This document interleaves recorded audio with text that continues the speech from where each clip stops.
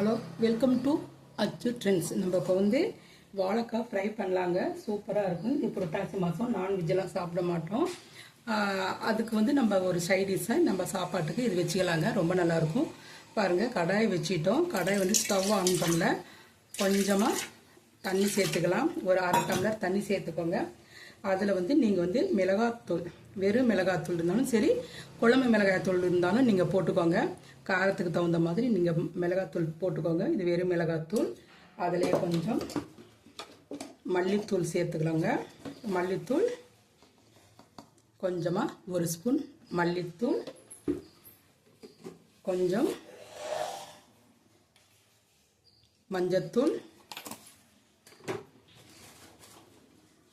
கல்லுப்பு, கொஞ்சம் காய்க்கு தேவையான அளவு கல்லுப்பு, இதெல்லாம் வந்து நம்ம கலந்து விட்டுக்கலாம். கலந்து விட்டுட்டு வாழைக்காய் வந்து நம்ம வந்து இந்த மாதிரி வந்து ஸ்லைஸ் கட் பண்ணியிருக்கோங்க. தோல் லைட்டாக சீவிடுங்க. ரொம்ப சீவி எடுக்க வேணாம்.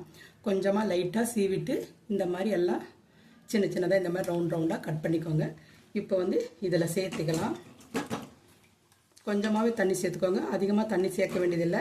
நம்ம மசாலா தடவி கூட நம்ம வந்து வறுக்கலாங்க. இந்த மாதிரி வறுக்கும்போது காய் வந்து சாஃப்டாக இருக்கும். மேலே மொறுமொறுன்னு இருக்கும். நம்ம வந்து சாப்பிடும்போது வந்து ரொம்ப நல்லா இருக்குங்க. சாதத்தோடு வச்சுட்டு சாப்பிட்றதுக்கு, சாம்பார் சாதம், தாளிச்ச சாதம், எலுமிச்சம்பழம் சாதம், தயிர் சாதத்துக்கு, ரசம் சாதத்துக்கு எல்லாத்துக்குமே ரொம்ப நல்லா இருக்குங்க. இந்த மாதிரி நீங்கள் வந்து கலந்து விட்டுருங்க. இப்போ வந்து நம்ம ஸ்டவ் ஆன் பண்ணிடலாம்.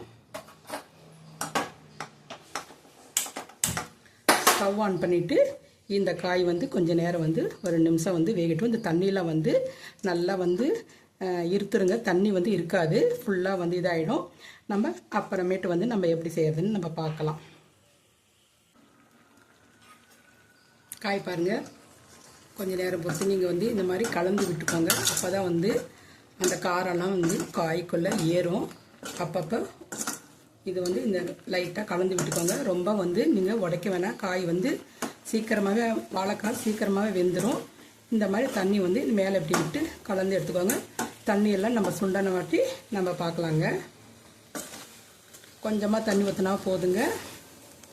இன்னும் கொஞ்சம் தண்ணி இருக்குது. நல்லா கொஞ்சம் காய் வந்து ஒரு 2 நிமிஷம் வேகட்டும்.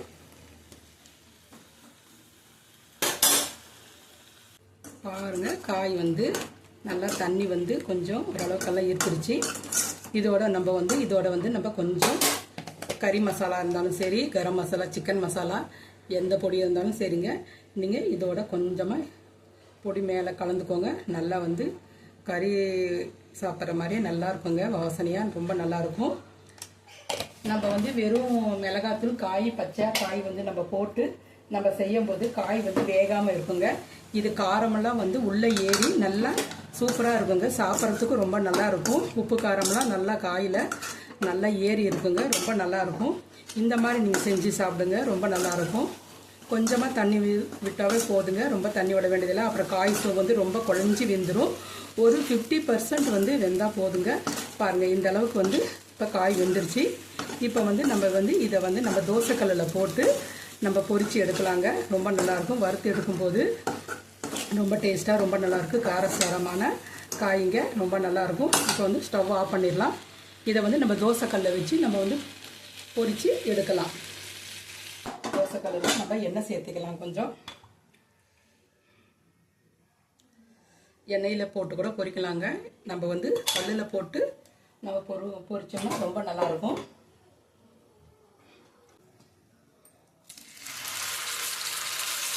ஒன்று ஒன்றா நம்ம இந்த மாதிரி போட்டுக்கலாங்க.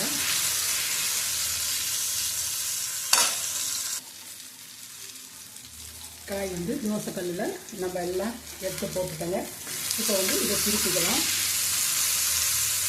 எல்லாமே வந்து கொஞ்சம் செவந்த வாட்டி நம்ம திருப்பி நல்லா மொறுன்னு நல்லா வெந்த வாட்டி நம்ம எடுத்துடலாங்க. சூப்பராக இருக்குங்க இந்த காய். நம்ம இந்த புரட்டாசி மாதத்துக்கு இந்த மாதிரி நம்ம கறி சாப்பிட்றதுக்கு பதில் நம்ம வந்து இந்த மாதிரி சாப்பிட்டா ரொம்ப டேஸ்ட்டாக ரொம்ப நல்லாயிருக்கும். நம்ம வந்து கறி சாப்பிட்ட மாதிரியே இருக்குங்க. நம்ம கரம் மசாலா பவுடரும் போட்டதுனால நான்வெஜ்ஜு வாசனை வருங்க. இதில் டேஸ்ட்டும் அதே மாதிரி இருக்கும். இந்த மாதிரி வந்து எல்லா காய் வந்து கொஞ்சம் நல்லா செவக்க மொறுன்னு வந்த வாட்டி இப்படி வந்து திருப்பி போட்டு நல்லா எடுங்க. ரொம்ப நல்லாயிருக்கும். வாழைக்காலையும் செய்யலாம், நம்ம கருணக்கிழங்கையும் இதே மாதிரி வந்து டிஷ் செய்யலாங்க. ரொம்ப நல்லாயிருக்கும். இது மோர் குழம்பு தயிருக்கு கூட இது வந்து நல்லா வந்து மேட்ச் ஆகுதுங்க. ரொம்ப நல்லாயிருக்கும்.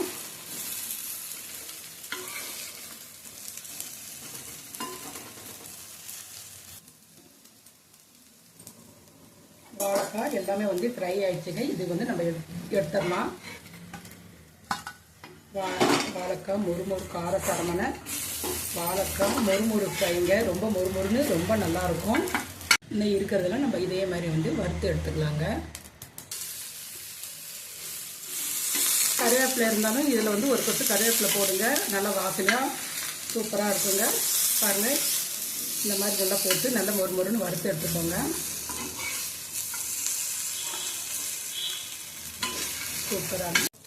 சூப்பரான வாழைக்காய் மொறு ஃப்ரைங்க.